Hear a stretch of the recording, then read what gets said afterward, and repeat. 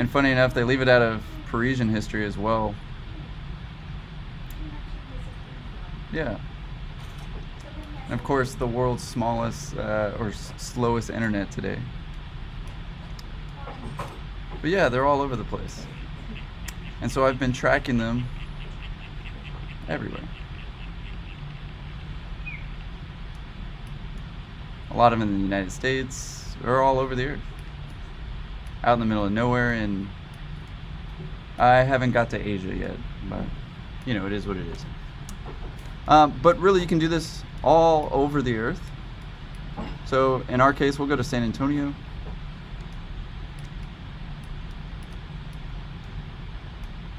Austin, there we go.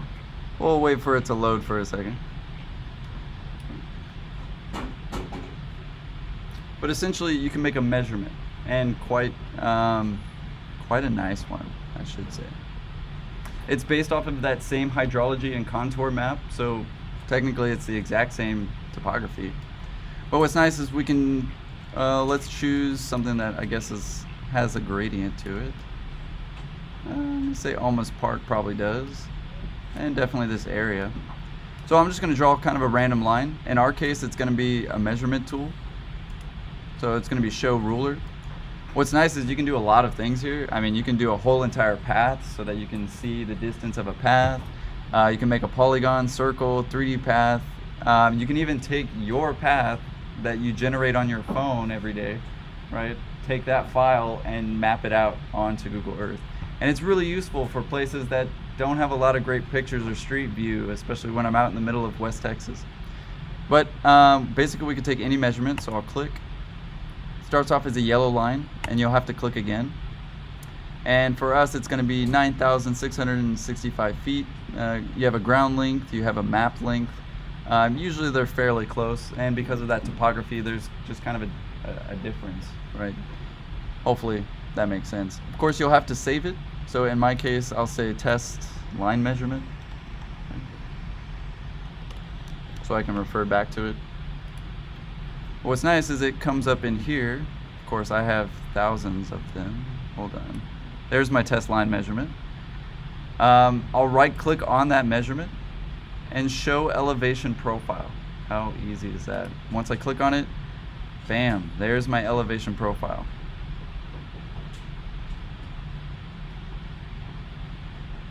Now this is pretty sweet, but isn't technically scaled and correct yet. Right? There's sort of a funky graph going on, you know, sort of really arbitrary lines. But as long as that's accurate, I can always scale it in Rhino. So of course that's what I want to show you today. So let's say that was my task. Obviously it is 778 feet way up there, and it even tells us where it is. Literally points it out. You guys see that arrow on the line? Kind of nice, right? This is definitely even enough information to kind of fake it. Right? I mean, quite literally, if you set up your own grid already on your piece of paper, and you know it's somewhat to scale, this gives you enough information to at least start to draw that out for yourself, right? And in most cases, you're probably not sectioning 9,000 feet, right? Most of us probably 200 and 300 feet range, right? And things like that. But it is really nice because, well, I can do it in both directions as well. I could do it this way, that way, right? And it basically makes a site section. Now the only thing it doesn't really work for is buildings, right? It does add like a weird bump to the building, so you kind of have to assume some things. Keep in mind this all comes from, again, that LiDAR system that I was explaining. Basically just a series of drones making a three-dimensional scan, and as you can imagine, those buildings come up as points, not like actual buildings. Anyway, just throwing that out there. But in our case, I'll want to take a screenshot. And I'll want to make sure that I get this information as well. So, you know, the feet and miles at the bottom, because I'll need to scale these. And really just take that whole piece at the bottom. If you want to get rid of it, of course you can exit, right? And unfortunately there's no star for it, it's in San Antonio, I'm sorry, right? Anyway, we'll take that image and we'll immediately go to Rhino. I think it's easier in Rhino. Technically, I guess you could do it in Illustrator, but it'd be really hard. You'd have to do some more calculations, and you'd have to fix your grids in such a way, and I don't really want to go into that advancement anyway. I think it's just going to confuse you. So in my case, I'm going to put that picture in here. Well, I guess the first thing I can do is make sure I'm in the right units. This is a new file after all. Oh, and by default it's in millimeters. Good thing it checked. I'm going to go with, in my case, feet, just because the drawing was in feet, so I don't have to do any conversions. And go ahead and type in picture so that I can put that picture in. Then it's going to load the screenshot. I can click anywhere and basically just have an arbitrary scale for right now. This is where I'll need to draw some lines and actually make these accurate. Alright, so I may have to do a little bit of math. For instance, 700 and 725, how many feet difference is that? 25. Pretty sweet. I need to at least establish one baseline, so I'm going to give myself a baseline. And keep in mind, I do have this recorded so you can pause it and things like that, because I am going pretty fast. But I want to make some grid lines and get them as accurately as possible. Right? The closer I get, the more accurate the drawing is. And in my case, now I need a 25-foot line. So I'm going to use that as my base point. I'm going to type in 25 feet, enter. And it's going to give me a gigantic 25-foot line, right? But now I need to make this image and that line to the same scale. It's kind of hard to see the line right now, especially since it's black. So I'm going to change the properties and make that a little bit more transparent so that I can see a little bit better. Arguably not much better, but you can kind of see that there's a line there. We need to make this drawing to the scale of that line, right? At least at first, right? So let's go ahead and do that. Take these two pieces, scale. I'll hit the base point because that's what it's asking for. Base point. Now it's asking for the reference point. So in our case, it's the other side that we want to make 25 feet. So it'll be my second line. And then now I want to go, okay, what's the 25 feet that you want? There it is. So there's my endpoint. Now if I do a dimension line, DIM, and I hit from both to both, it should tell me 25 units, which is, in this case, feet, 25 feet. Sweet. However, that's a gigantic drawing. I need to do the exact same thing now this way, right? But I don't want to accidentally affect this one, right? So I can scale 1D. I know I haven't probably even gone over this in computer graphics, but it's not any harder. It just scales in one direction rather than all three, right? So let's get the second one. I'm going to draw a line. So in my case, I'll start with 0.25 and 0.5. That's pretty easy. I might have to convert to feet, but thankfully Rhino, if you just type in miles, it also works. Another great reason to use Rhino. And get as close as possible. I mean, let's face it, the center line's probably the best way to go there. And we can zoom in as much as we want. But now we need to make that, and as you can see, it's very close to 25 feet right now. This is gonna get way longer, right? I mean, like way longer. In fact, it might get so pixelated it's too long. Probably should have gone with something more like 300 feet in my case, but at least the principle is the exact same, right? So we'll take those two. In my case now, I need to draw a line that is 0.25 of a mile. So fairly easy. I want to get in the right direction by holding shift. I'm going to do 0.25 miles, and I can quite literally type in miles, and it's going to be, hey, not too bad. I want to double check that. What is 0.25? I guess it is only about 1,000 plus or minus feet. All right, what is a mile? 5,680 something feet. Anybody remember? Me neither. It was on a little conversion chart, so I never memorized it. Anyway, probably should have. It's somewhere in the 5,000 feet range, though. So a quarter of 5,000, right? 1,250 feet, at least, give or take. So let's make that now the same. So I need the image now, right? And my baseline. Well, I guess I don't need the baseline. That's all right. We're gonna scale, but scale 1D. Okay, so I just need my base point now. So in my case, 0.25. I kind of want my intersection. Sweet. It's going to ask for that reference point or the scale factor for the first reference point. Usually you can actually type in reference point. Let's try it out. If I do it wrong, well, Let's do it right. So there's my reference point. All right, yeah. So it's asking for the reference point, and I need to make this 25 or 0.25 of a mile. Sorry. I want to make sure I get the end there. And now I have a technically scaled correct version of that image, right? So what's nice is now I can take a polyline or a polycurve, something like this. And let's face it, your portion's probably only like this much, right? But you need to get that scale. You need to get it for your site section, and so you can print it out. So I can trace it, right? Get that through.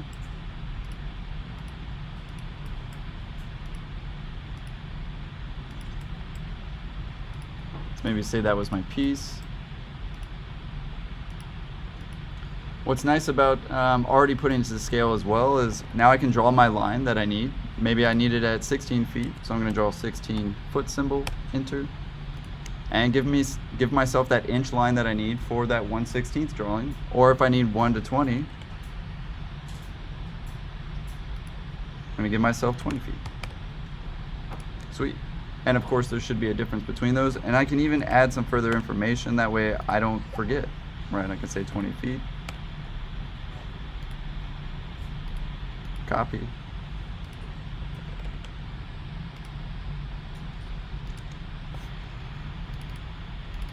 Double click, 16, sweet.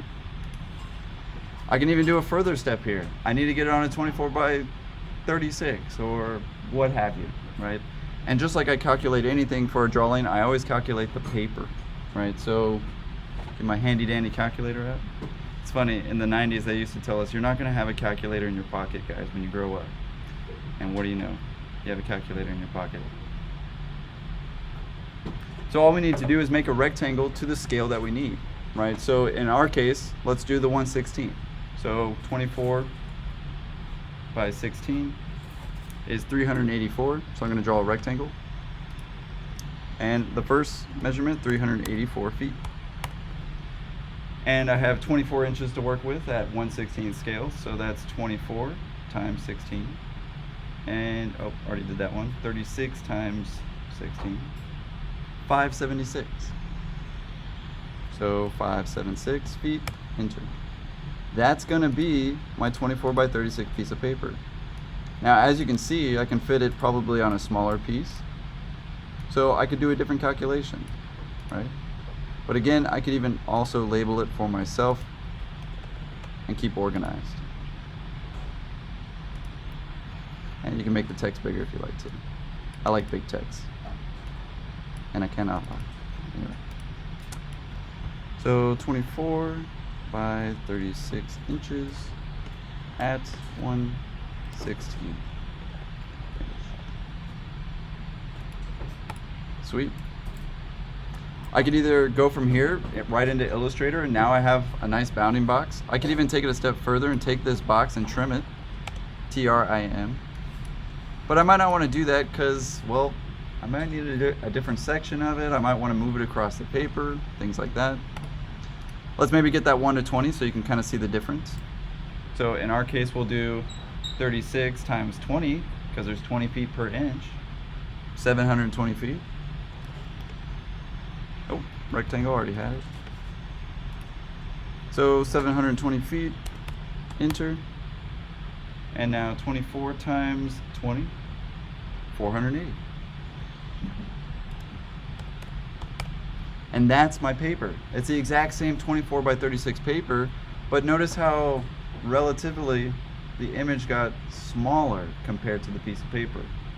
That's true, right? I can fit more at 1 to 20 than I can at 1/16, right?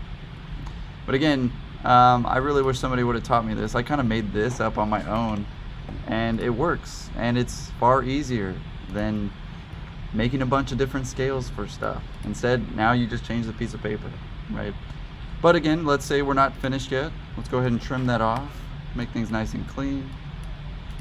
And let's go ahead and take it into Illustrator. Let's just take all of it, right? That way I can even show you that we can make 2 drawings from the same piece, right? Anyway, so File, we'll take everything, select all, and Export Selected. In our case, you'll Your computer may accept an AI file, especially if it's the newest Illustrator. If you're working on the school computers, no problem. Those are updated constantly. We're going to call it our test scaling section and put it on the desktop so we can find it.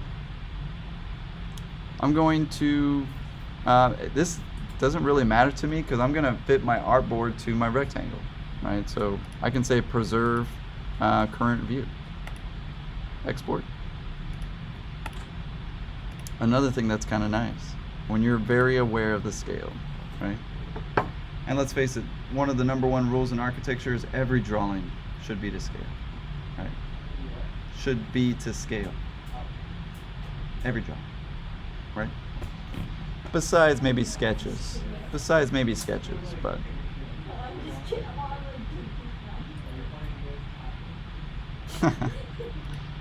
that was not a personal attack, I can assure you. But we'll go ahead and open up that file just to kind of test it out. Yeah, I guess I can update. And as you can see, it's pretty gigantic. That's okay. Got to start somewhere. But we need to make that piece of paper match this rectangle, right? But that piece of paper isn't the actual size, right? As we know from Illustrator. We can use our Command R, pull up. By default, it's in pixels or points. So I'm going to switch it to inches. I'm going to go to File, Document Setup, and Edit Artboards. Pretty sweet. I'm going to click on that artboard, and in my case, I don't know, I can do 2 of them, but I'm going to do a 24 by 36. So in our case, 36 by 24. Sweet. Now all I have to do is match that. So I'll take my piece. You'll notice that it didn't get the image in there. So I will need to export the image, or even just take that same screenshot and make it work. But it's a good thing that I traced it. Doesn't really bother me, right? No big deal. I want to hold shift so that it stays proportional, because if I don't, then that loses the entire effect, right? And basically use the program to align my lines. Oh. And get that fairly close.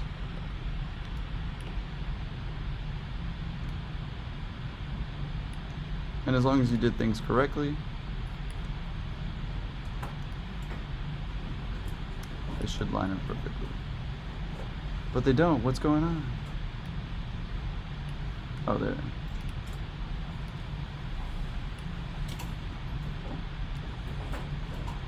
And voila. Perfect. And you'll notice the Illustrator even tries to help you out a little bit, right? I think Photoshop still does that too. But.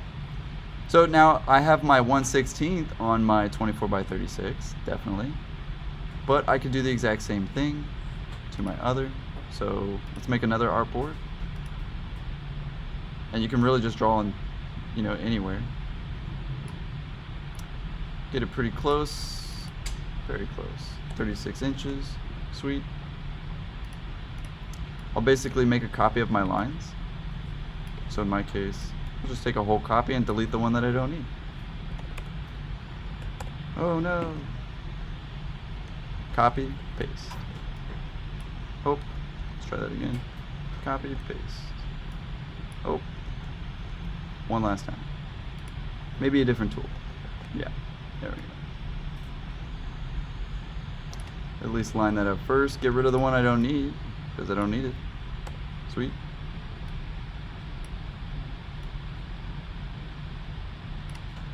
And now you essentially have both drawings. Not bad. Oh. Gotta hold shift. And voila. So now I have one at 1/16, and I guess I can get rid of that one. And 1 to 20, just like that. Not too bad. And of course, I could do this in Photoshop also, especially if I want to squeeze the image there too. Again, I'd recommend it in Rhino just because you can actually type in the exact numbers that you need. So anyway, any questions about that? Site section? Pretty good? Sweet. All right.